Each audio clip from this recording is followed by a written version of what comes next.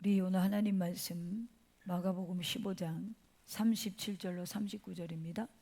예수께서 큰 소리를 지르시고 숨지시니라. 이에 성소의 휘장으로 위로부터 아래까지 찢어져 둘이 되니라. 예수를 향하여 섰던 백부장이 그렇게 숨지심을 보고 이르되 이 사람은 진실로 하나님의 아들이었도다 하더라. 아멘. 오늘 하나님 말씀 우리 내가 그 사람입니다. 마지막 시간입니다. 이번 사순절 시리즈 마지막 시간 내가 그 사람입니다. 여섯 번째 제목은 내가 백부장입니다 라는 제목으로 저와 여러분이 은혜를 나누겠습니다. 오늘 이렇게 종료주일 주님 앞에 나와 예배하는 여러분 모두 주님의 이름으로 축복합니다. 오늘 정말 우리가 십자가의 그리스도의 은혜를 기억하고 이렇게 주님 앞에 나와 예배한다는 것 자체가 하나님 앞에 너무나 귀하고 오늘 또 나올 수 있는 믿음 주심에 감사드립니다. 얼마 전에 이제 제가 들었는데 코로나 이후에 가장 교회에 돌아오지 않는 세대가 있대요. 그 세대가 4050 세대라고 합니다. 그래서 4050 세대가 없어서 교회 주일학교가 사라지는 시대. 왜냐하면 4050의 자녀들이 이제 주일학교 또 교회 학생부잖아요. 근데 코로나 이후로 가장 안 돌아온 세대가 4050이래요. 교회로 안 돌아온. 그래서 자기들 마음대로 지금 이 순간에도 집에서 예배 드리는 사람들이 많죠. 현장을 회복해야 되고 그건 피치 못해서 정말 어쩔 수 없는 상황이었지만 이제는 주님 앞에 나와야 되는 상황이죠. 그래서 다시 돌아오셔서 자기의 자리를 지키고 그리고 우리의 다음 세대가 다시 하나님께 영광을 돌리는 그러한 일들이 이 교회를 통하여서 그리고 우리 가정과 삶을 통하여서 일어나기를 간절히 주님의 이름으로 축복합니다. 오늘부터 이제 우리 고난주간이 시작됐는데 고난주간에는 어떤 게 고난에 동참하는 거라고 그랬죠? 첫째, 예배 드리는 거. 둘째, 전도하는 거. 셋째, 금식하는 거. 에? 금식 아니고? 전도요? 전도하시면서 이번 주간에는 한 주간 동안 매일 전도, 매일 예배, 매일 기도로 주님의 고난을 좀 깊이 묵상해서 우리 자신이 좀 십자가 앞에 흔들리고 내 인생이 좀 뒤집어지는 역사가 일어나기를 주님의 이름으로 축원합니다. 이 고난주간이 시작될 때 예수님이 예루살렘 공생의 시절에 예루살렘 마지막 들어오실 때 사람들은 예수님은 나귀를 타고 사람들은 종려나무 가지를 흔들면서 외쳤습니다. 종려나무는 승리, 왕권, 해방을 상징합니다. 자, 그것을 들고 호산나 호산나 다윗의 자손이요. 사람들은 자기의 기대에 맞는 예수를 환영하고 있었음을 우리가 지난 5주간 살펴보았습니다. 그들은 예수 그리스도를 왕으로 맞이했습니다. 그리고 기대했습니다. 다윗 왕조의 회복을. 그리고 열광했습니다.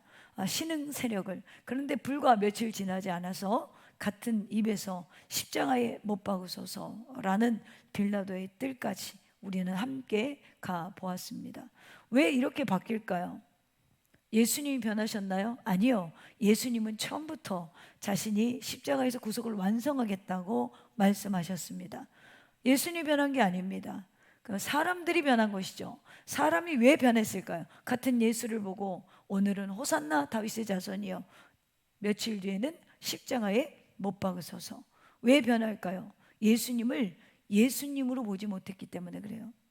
자기 기대에 맞는 예수는 환영하고 자기 기대와 다르면 거부하는 우리 마음이 이렇게 얄팍하게 바뀐다라는 것이죠. 사랑하는 성도 여러분, 이 모습이 바로 우리의 모습과 흡사하다라고 해서 우리는 지난 5주간 내가 가룟 유다였습니다. 내가 베드로였습니다. 내가 빌라도였습니다. 내가 군중이었습니다. 내가 그 강도였습니다.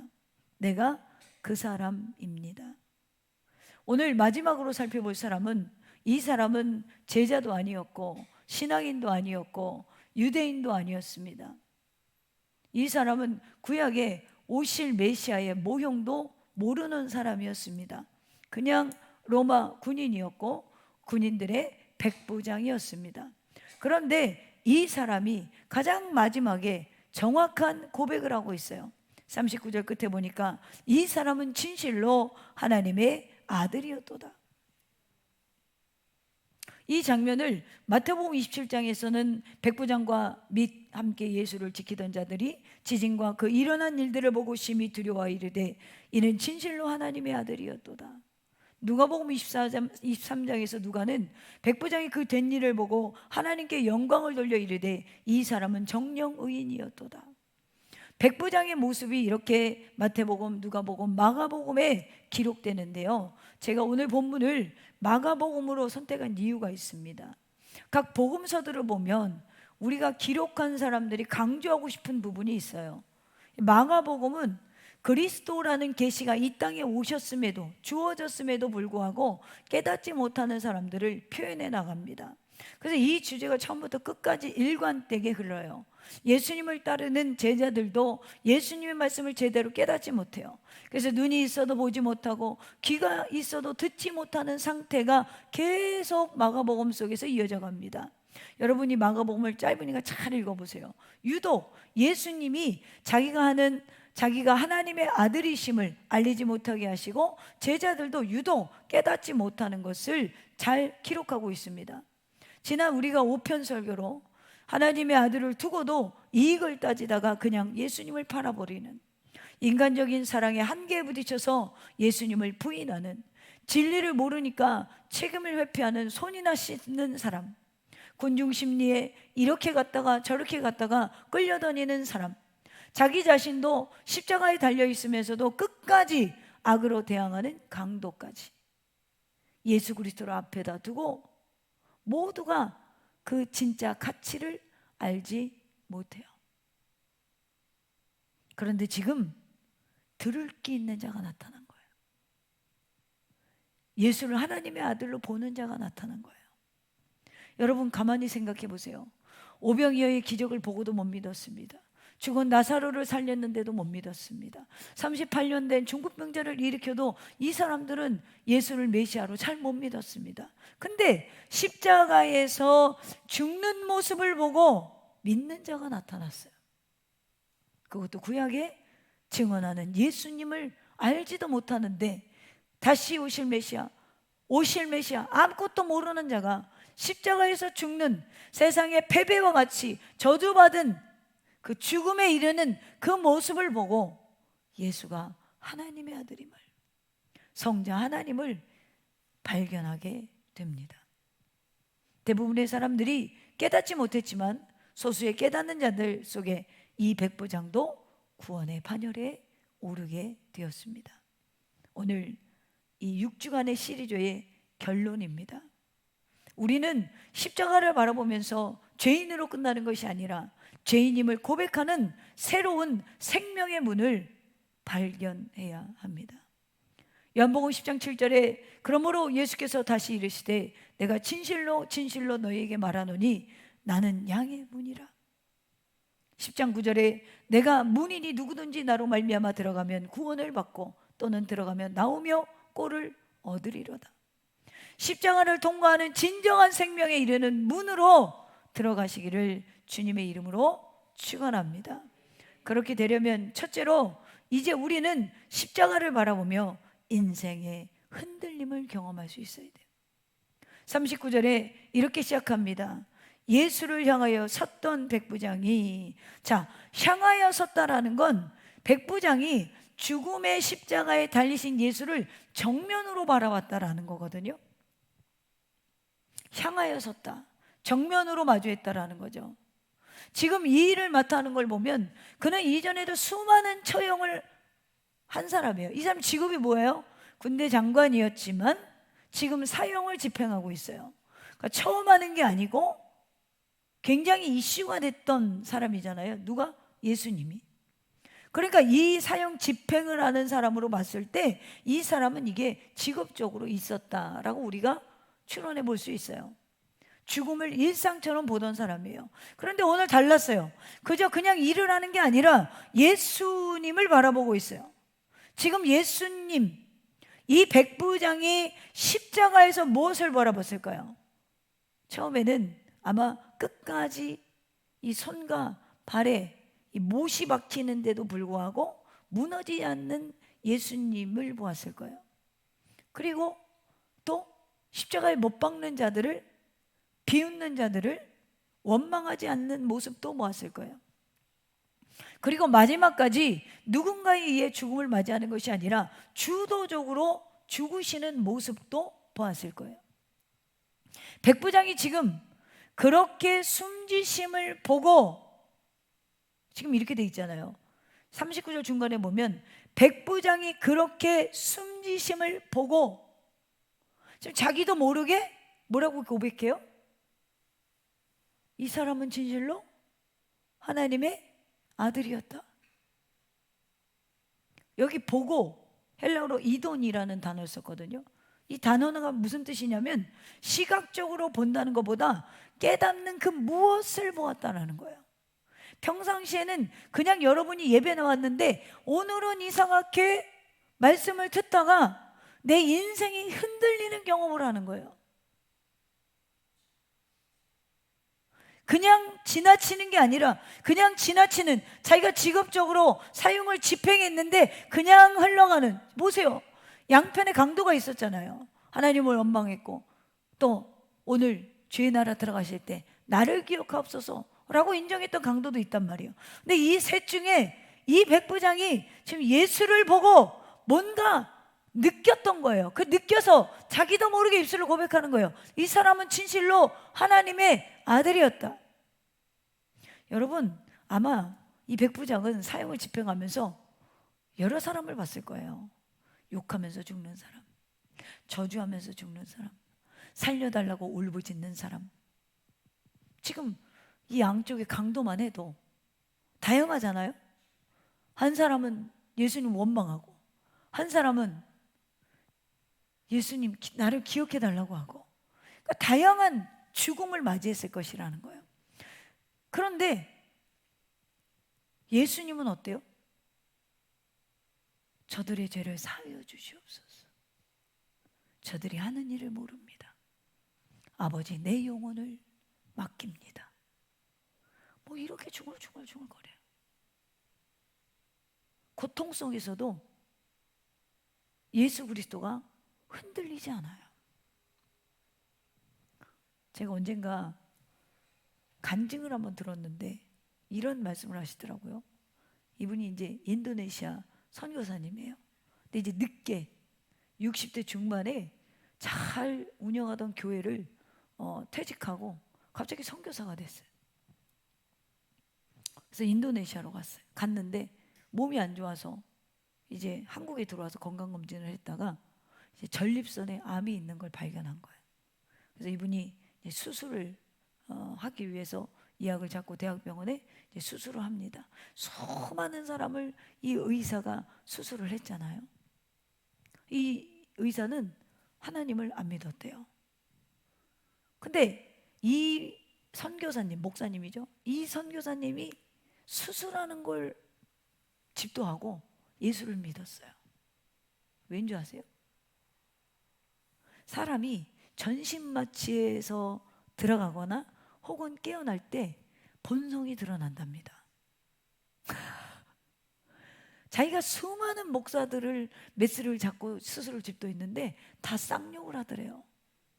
너무 아파가지고 깨어날 때, 정신이 오락가락할 때 욕을 하고 원망하고 막 성질을 부리고, 이걸 발견하면서 정말 예수가 있을까? 정말 하나님 나라가 있을까? 의문이 생겼다는 거예요. 근데 이 선교사님은 마치 들어가서 수술이 깨서 회복될 때까지, 정신이 돌아올 때까지 하나님 감사합니다. 주님 감사합니다. 주님 사랑해요.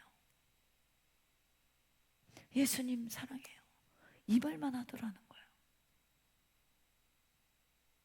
그래서 이 선교사님이 깨어나자마자 의사가 물었다는 거예요. 예수님 진짜 살아계신가 봐요.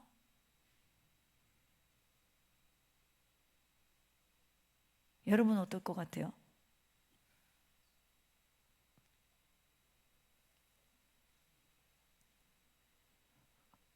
여러분도 성질 부리실 건가요? 아니면 짜증 부리실 건가요? 아니면 깰 때 주님 감사해요, 사랑해요 하실 건가요?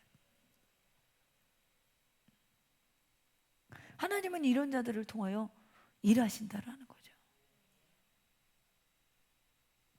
무너지지 않아요, 끝까지. 예수를 진짜 만난 이 예수님이 고통 중에도 무너지지 않는 거예요.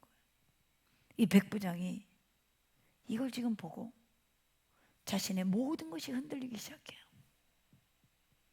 이익을 줬던 나의 삶, 내가 살아가던 방식, 내가 지금 로마 편에 서서, 내가 지금 로마 군장으로, 내가 지금 예수를 사형을 집행하는 자로, 힘 있는 자로 서 있는데 가장 자기 인생에 비참하고 처참한 죽음을 바라보면서 이게 흔들리기 시작하는 거예요.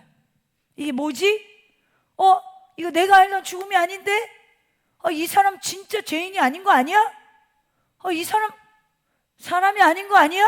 이 사람 다른 존재인가? 흔들리기 시작하는 거예요.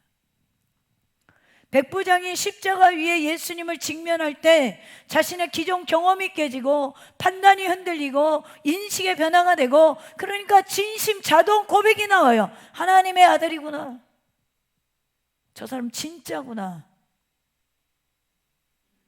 그의 인생이, 세계관이 무너지게 됩니다. 오늘 저는 여러분에게 이런 질문을 하고 싶어요. 여러분이 지금 6주간의 이 설교를 들으면서 여러분은 십자가를 아는 사람이십니까? 아니, 다른 질문이라면 십자가를 여러분 정말 마주하고 있는 사람입니까? 많은 사람이 십자가를 안다고 말해요. 더 나가서 이렇게도 말합니다. 아고, 내 십자가 내가 지고 가야지. 여러분은 여러분의 십자가를 정말 아십니까? 우리 교인 중에 몇 퍼센트나 지금 자기의 십자가를 알고 있을까? 제가 생각해 봤어요. 여러분 한 사람 한 사람을 다 머릿속에 넣었다 꺼냈다 하면서 생각해 봤어요. 30%가 안 돼. 백부장은 십자가를 맞이대하고 충격을 받았는데 나는 여러분 넣었다 꺼냈다 하다가 충격을 받았어.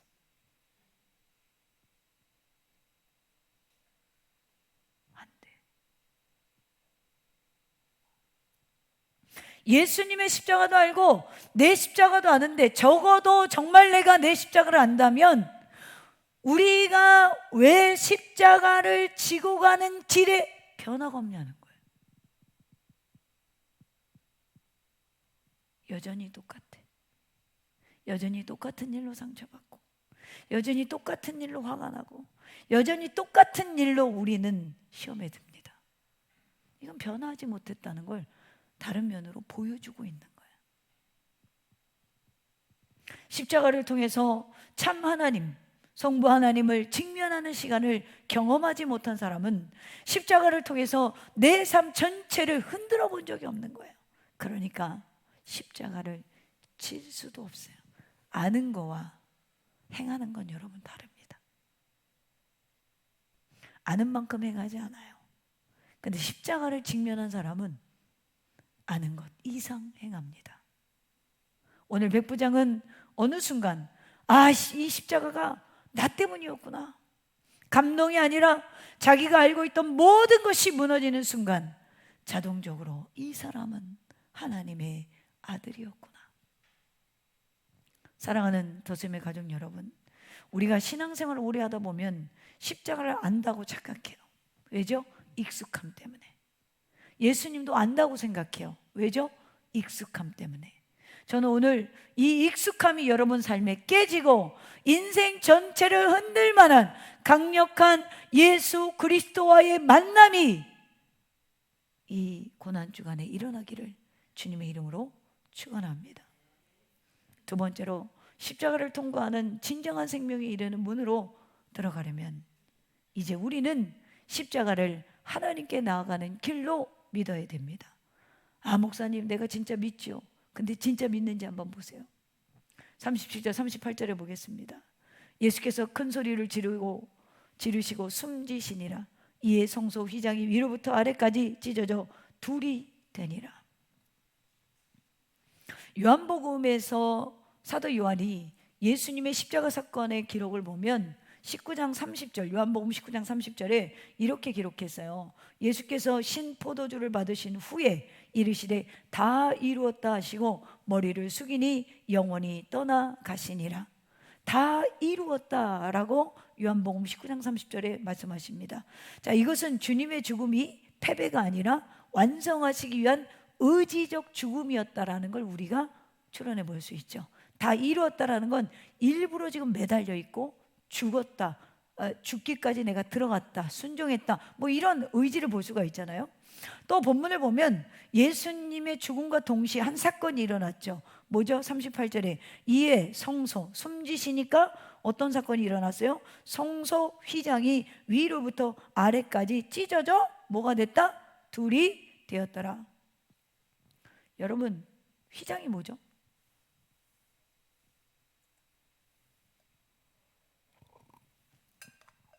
생각할 시간 30초 드렸어요.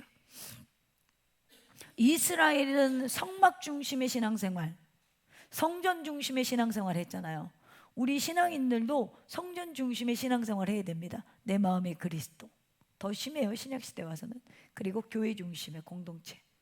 그러니까 어디 있든지 그리스도와 함께 있고, 교회 와서 신앙을 훈련하고 성장시키고 고백하고. 자, 어쨌든 이스라엘의 휘장이라는 개념은 성막, 성전의 구조를 보면 성소와 지성소가 있어요. 자, 성소와 지성소를 가른 막을 휘장이라고 불러요. 자, 지성소는 하나님의 임재를 상징하는 자리죠. 그래서 아무나 들어갈 수 없어요. 레위기 16장에 보면 대제사장도 1년에 한 번 대속죄일에 온 백성의 죄를 하나님 앞에 고하고 희생의 제물의 피를 가지고 용서받기 위해서 들어갔어요. 그 특정한 인물과 그 특정한 날에 희생 제물의 피를 가지고 용서받기 위하여 하나님 앞에 들어간 날, 그러니까 특정한 인물 대제사장과 특정한 날 대속죄일에만 이 휘장을 지나갈 수 있었어요. 왜 그렇죠? 하나님은 거룩하시고 인간은 죄인이기 때문에 그렇습니다. 그래서 휘장은 무엇입니까? 죄로 인해 하나님과 인간의 막힌 관계를 상징하는 거예요. 여러분 잘 들어보세요. 죄로 인해서 하나님과 인간의 막힌 관계를 상징한다. 그런데 여러분, 이 구약의 속죄는 완전한 속죄가 아니기 때문에 해마다 반복됐잖아요. 대속죄일에 대제사장이 어린 양의 피를 가지고 매년 들어갔어요. 이건 뭐죠? 뭘 상징하는 거예요? 매년 반복된 속죄 제사를 드려야 돼요. 이것은 여러분, 구약의 제사가 우리의 죄를 근본적으로 해결하지 못한다라는 거죠. 왜죠? 반복적으로 속죄 제사를 드려야 되니까. 그런데 그리스도는 한 번에 십자가를 지셨습니다. 할렐루야. 단번에 희생 제물로 죽어주셨습니다. 그러니까 희생이 반복된다 그랬어요? 안 된다 그랬어요? 지난 수요일에 제가 했어요. 반복되지 않는다 그랬어요. 우리 그리스도의 희생의 제사는 임시 덮음이 아니라, 구약은 근본적으로 해결하지 못해서 죄를 임시 덮은 거예요. 그리스도가 오시기까지. 그런데 신약의 십자가로 이것을 증거하기 위해서 오늘 구약의 제사가 신약의 완성된 제물, 그리스도의 희생으로 말미암아 이루어졌음을 보여주기 위해서 휘장이 찢어진 거예요. 저는 어렸을 때 교회에 가서 목사님이 이 얘기를 매년 정료주일에 안 해줘서 짜증이 났어요. 그래서 제가 지금 이걸 지금 설명하고 있는 거예요. 왜냐하면 모르는데 자꾸 무슨 구약이 신약이 완성되었습니다 이래버리니까 뭐가 완성된 거야 도대체. 맨날 저 앉아가지고 그 생각하고 있었거든요. 이사야 1장 18절에 보면 너희 죄가 주홍같이 붉을지라도 진홍같이 붉을지라도 눈과 같이 휘어질 것이요 양털같이 희게 회복될 것이라 라고 했어요. 여러분, 우리는 태어날 때부터 죄인이에요. 믿으십니까? 우리는 선악과 사건 이후로 태어날 때부터 죄인입니다. 양의 피로 완전한 구속을 이룰 수가 없어요. 양을 잡을 때 어떻게 되죠? 양을 죽이면 피가 나죠. 그럼 그 털이 어떻게 될까요? 붉게 물들죠. 그래서 이사야 2장 18절에 너희 죄가 붉을지라도 진홍같이 붉을지라도 휘어질 것이요 양털같이 희게 될 것이다 라고 이야기하면서 이사야 53장에서 해답을 줘요. 매년 일어나는 제사를 통해서는 붉게밖에 못하는 거예요. 덮어준다라는 거죠. 54장에 와서는 뭐라고 합니까? 그가 찔림은 우리의 허물 때문이요 그가 상함은 우리의 죄악 때문이라. 이 초대에 의하여 십자가 앞으로 오고 그 십자가를 통과한 시장이 열린 그 은혜의 문으로 담대히 나아가는 자는 진홍같이 붉을지라도 다시 희게 될 수 있다라는 거예요. 그 해답이 주님 초림하시기 700여 년 전에, 약 700여 년 전에 누가 예언했다고요? 이사야가 53장에 예언하고 있는 거예요. 예수님은 지금 완전한 제사장으로 아무 흠도 없는 제물로 그의 피를 흘리십니다. 그래서 히브리서 9장 11절 이하에 그리스도께는 장래 좋은 일의 대제사장으로 오사 손으로 짓지 아니한 것 곧 이 창조에 속하지 아니한 더 크고 온전한 장막으로 말미암아 지금 그리스도는 창조의 피조물이 지은 성막이나 성전에 속하지 아니한 온전한 장막으로 말미암아 염소와 송아지의 피로 하지 아니하고 오직 자기의 피로 영원한 속죄를 이루사 단번에 성소에 들어가셨느니라. 할렐루야. 세번역 성경 보면 그러나 그리스도께서는 이미 일어난 좋은 일을 주관하시는 대제사장으로 오셔서 손으로 만들지 아니한 장막, 다시 말하면 이 피조물에 속하지 않은 더 크고 완전한 장막을 통과하여 단번에 지성소로 들어가셨습니다. 자기의 피로써 우리에게 영원한 구원을 이루셨습니다. 핵심은 이거예요. 하나님과 인간 사이에는 뭐가 있다? 희영자매님, 넘사벽이 있어. 넘사벽이 뭐예요? 불신자도 알 수 있잖아. 하나님과 인간 사이는 넘을 수 없는 벽이 있다는 거예요. 그런데 예수님이 죽으시는 순간 이 넘사벽이 찢어져 버렸어. 위로부터 아래까지 휘장이 찍어졌어. 이건 사람이 한 것이 아니라 하나님이 우리를 위해 길을 열어주신 거예요. 그래서 우리는 십자가를 하나님께 나아가는 길로 믿는 거예요. 할렐루야. 하나님이 길을 여셨다, 우리를 위해서. 그러므로 히브리서 10장 19절에 그러므로 형제들아 우리가 예수의 피를 힘입어 성소에 들어갈 담력을 얻었나니, 할렐루야. 막힌 길 휘장이 찢어지고 열린 길 십자가가 길을 만들었어요.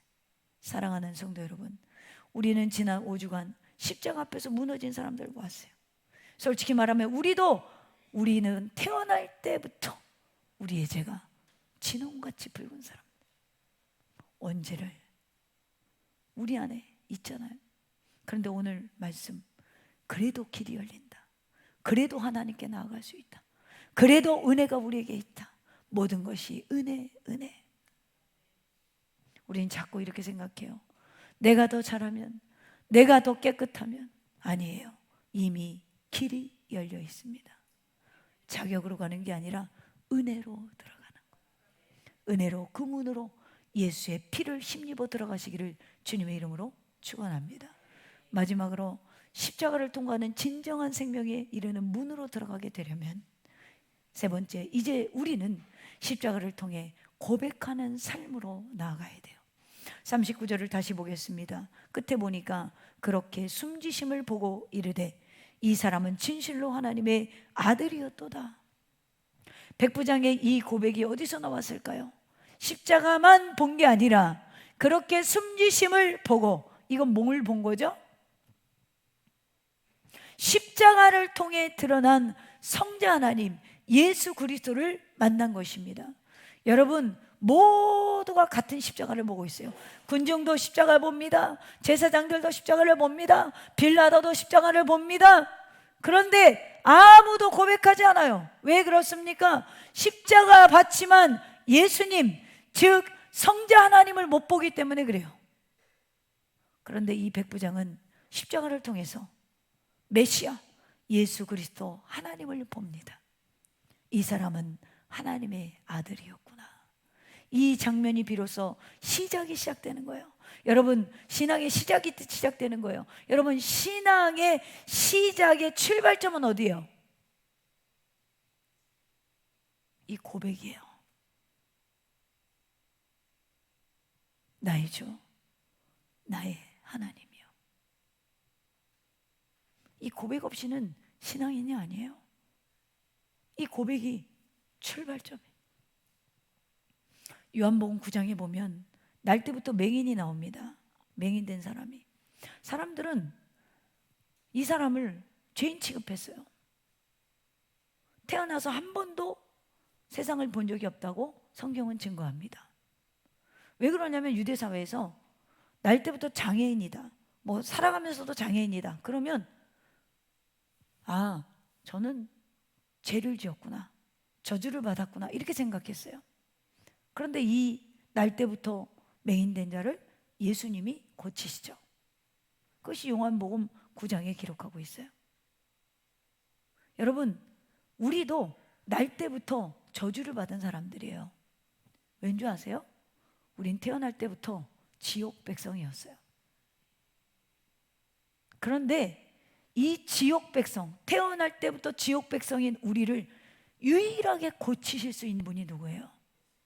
예수 그리스도예요. 여러분, 이 예수님 만나셨죠? 할렐루야. 이 예수님 만나면 희게 되고 양털같이 회복되는 거예요. 성경은 이걸 얘기하고 있는 거예요. 이 사람이 죄인 취급을 당하다가 예수님의 고침을 받고 그리고 나서 맹인의 고백이 점점점 변해요. 우리도 이렇게 변하기를 축복합니다. 그래서 요한복음 9장 11절에 대답하되 예수라는 그 사람이, 처음에는 예수님을 그 사람이라고 부릅니다. 그리고 17절에 보면 맹인 되었던 자에게 다시 묻되 그 사람이 내 눈을 뜨게 하였느냐, 너는 그를 어떤 사람이라 하느냐 라고 했더니 대답하되 선지자이니라 해요.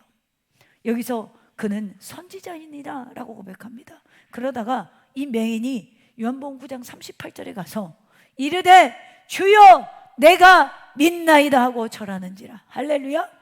주여 내가 믿나이다. 맹인이 점점 깨닫고 주여 내가 믿나이다.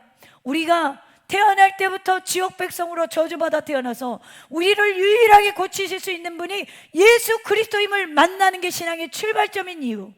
처음엔 아무것도 몰라요. 그분 믿으면 부자 될 줄 알았어요. 그분 믿으면 풍요로울 줄 알았어요. 그분 믿으면 잘 될 줄 알았어요. 조금 알 것 같아요. 좋은 분이에요. 그분 나를 돕는 분이에요. 그분이 말이 옳은 것 같아요. 그러다가 우리가 주님을 깊이 알아갈 때 주여 내가 믿나이다. 주님만이 나의 길이요 진리요 생명이십니다. 이 고백이 교회 초대교회 전승에 의하면 이 백부장은 이후에 그리스도인이 되어 복음을 전하다가 순교했다라는 이야기가 있어요. 진짜인지 가짜인지는 모르겠지만 이 사람은 신앙의 출발을 시작했습니다. 여러분, 우리가 그리스도를 만나면, 십자가에 달리신 그리스도를 만나면 신앙을 고백하게 되고 인생이 흔들려야 돼요. 여러분, 마태복음 11장 7절 이하에 예수님이 이런 말씀을 합니다. 너희가 무엇을 보려고 나갔느냐? 부드러운 옷 입은 사람이냐? 그런 사람들은 왕궁에 나 있다 그러세요. 지금 교회 와서 화려한 퍼포먼스를 찾고 편한 것을 찾고 안목의 정욕을 채워주는 걸 찾아요. 더샘교회 가면 했더니 오늘 우리 선우가 이렇게 고백했대요. 찔림이 있다. 우리 교회는 8살짜리도 찔림이 있는 줄 알아. 할렐루야. 찔리십니까? 제대로 가고 있는 거예요. 많은 사람들이 교회에서 내 안목의 정욕을 채워주는 걸, 육신의 만족을 찾아요. 그런데 여러분, 십자가에는 그런 화려함도 편안함도 없습니다. 때로는 신앙인의 삶에 거친 광야일 수 있습니다. 때로는 교회가 거친 광야일 수 있습니다. 오늘 하루 아무도 안 나왔지만 아침에 일부에 나와서 여러 명 예배 못 드리면서, 그런데 난 오늘 안 나올 거야 이러면서까지 피곤해 가면서 오늘 봉사하다가 교회 안에서 여러 시험을 만날 수도 있습니다. 오늘 예배 드린다고 내 직업까지 위협받을 수 있습니다. 오늘 예배 나왔다고 가족에게 핀잔을 들을 수도 있습니다. 오늘 모임을 포기하고 교회 나왔다고 여러분들이 아싸가 될 수도 있습니다. 그런데 여러분, 우리는 그렇게밖에 살 수가 없어요. 예수님을 만났거든요. 십자가를 통해 예수님을 만난 사람들은 이곳에 와서 고운 비단 옷을 찾지 않습니다. 자색 옷 입은 사람 찾지 않습니다.